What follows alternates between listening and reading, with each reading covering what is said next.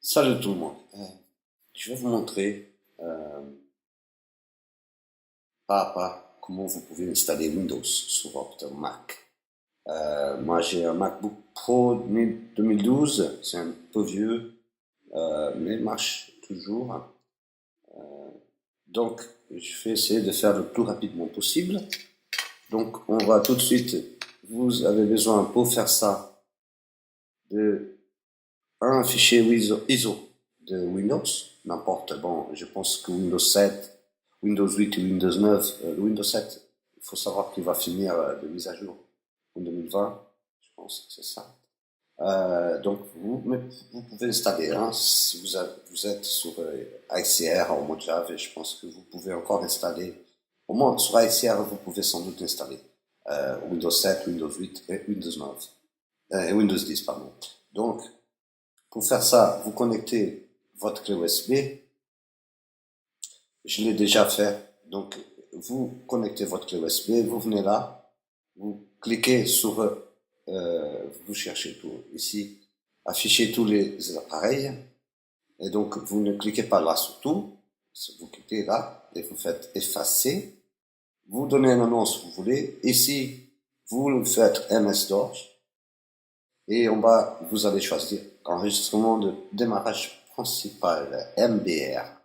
D'accord? Et vous faites effacer. Je vais pas effacer parce que sinon je vais détruire déjà ma clé USB. Donc, vous faites ça et vous fermez. Vous minimisez, si vous voulez. Ensuite, vous ouvrez votre bootcamp. Bootcamp est dans les applications, ici dans les outils tiers, et vous allez trouver bootcamp là. Euh, donc, vous ouvrez Bootcamp, vous avez déjà formaté votre clé USB, donc cela il me sélectionne déjà parce que j'ai Windows déjà créé, j'ai déjà installé Windows sur mon Mac. Donc, vous cliquez supprimer, et vous faites continuer, vous allez choisir votre fichier ISO, vous avez téléchargé, j'ai ici le ISO 7, 64 bits, il faut hein, pas le 32. Au moins, pour moi, il me demande le 64 bits, donc le 32, ce n'est pas la peine. Donc 64 bits, au Windows 8 64, au Windows 10 64. Donc, ça va prendre un bout de temps. Hein. Je ne vais pas vous faire la procédure parce que ça prend un bout de temps, mais vous devez le faire comme ça. En deuxième, vous déconnectez votre clé d'installation et vous reconnectez une autre clé d'installation, une autre clé USB, pardon. Elle va se mettre là. Vous allez effectuer hein, exactement la même chose. Vous venez sur USB et taf. Et ici, vous changez pour MS-DOS.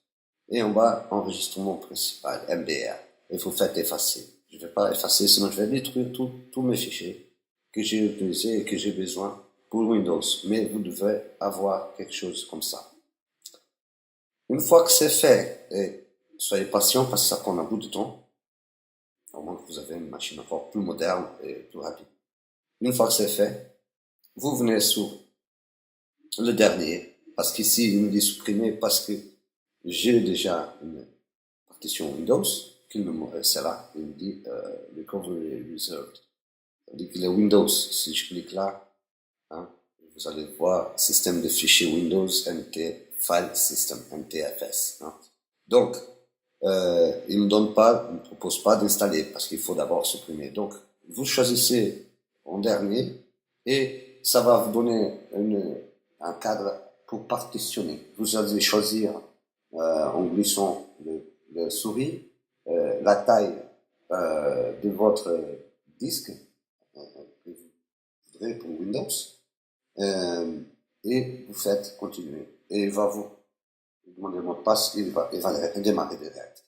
Et il va redémarrer, vous n'avez pas besoin de toucher quoi que ce soit, normalement il démarre à partir du disque Windows. Euh, une autre chose importante à savoir, c'est que ce processus impose que vous devez avoir qu'une partition de votre disque dur. Ça veut dire quoi? Ça veut dire que moi, j'ai mon disque dur là, j'ai APFS, donc et j'ai qu'une partition.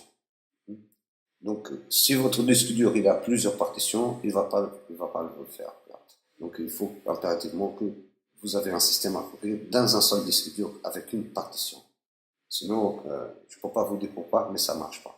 Et donc, j'ai accéléré le processus ensuite, c'est l'installation en soi-même, et je partagerai en deuxième vue.